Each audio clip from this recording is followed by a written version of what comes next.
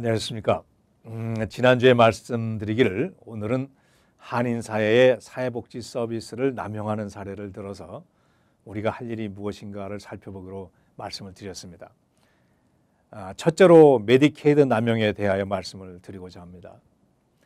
한인 사회 몇몇 재활 통증 서비스 병원에서는 메디케이드를 갖고 계신 분들에게 필요 이상의 서비스를 제공하고 그 비용을 메디케이드에 청구하고 있는 사례가 적발됐습니다.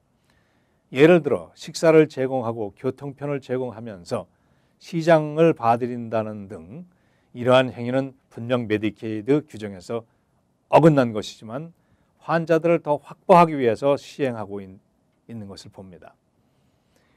메디케이드에서는 의료 행위 이상의 서비스를 제공하는 것을 금하는 이유는 메디케이드가 남용되는 것을 방지하기 위함입니다. 몇 년 전에는 메디케이드 소지한 노인분들께서 세라토가에 있는 온천탕을 여행을 하셨고 차량과 온천탕 비용을 메디케이드에서 청구한 사례가 발각되기도 했습니다.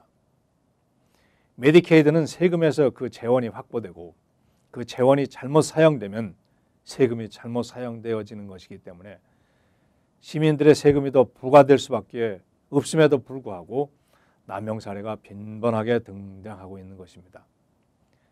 또 한 가지 메디케이드 남용의 사례는 최근 우후죽순처럼 생겨나는 노인 주간보호센터의 경우입니다.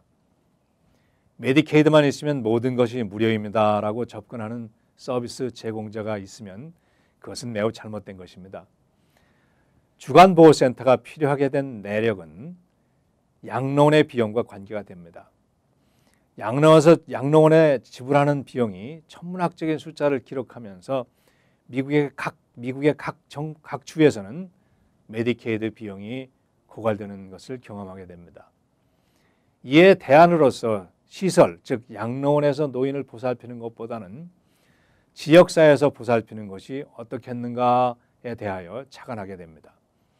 지역사회에서 보살피는 것은 이미 좀 존재하고 있는 서비스였지만 보다 합리적인 서비스를 개발하고자 착상한 것이 지역사회 장기 보호 서비스입니다. 영어로 Community Based Long Term Care라고 합니다.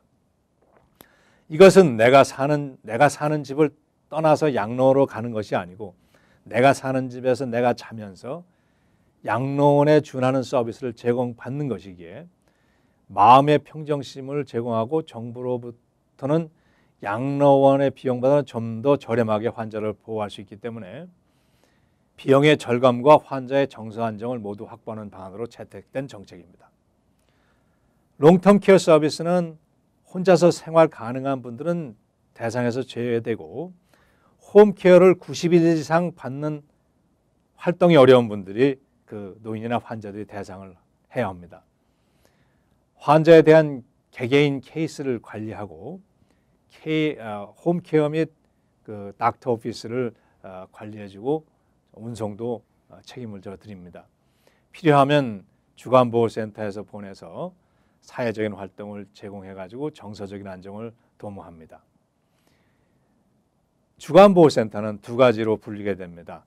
소셜 모델과 메디컬 모델이 있는데 롱텀 케어 회사에서 환자의 상태에 따라서 중증인 경우에는 메디컬 모델로 보내드리고 중증은 아니지만 사회적인 관계성 개발이 필요하면 소셜 모델로 환자를 이관해서 일주에 3일 또는 4일까지 주간보호센터에 보내드려서 그분들께 운동과 사회의 어떤 상호 관계성을 증진시켜서 그 이모셔널 만족도를 높여드리는 겁니다. 그 서비스는 메디케이드나 메디케어에 청구하게 됩니다. 곧 세금을 쓴다는 얘기죠. 주간보호센터는 장기보호회사와 계약을 맺어가지고 장기보호회사가 보내주는 환자를 정해진 시간 내에 교통, 식사, 운동, 치료 또는 인간관계 형성 프로그램을 수행하게 됩니다.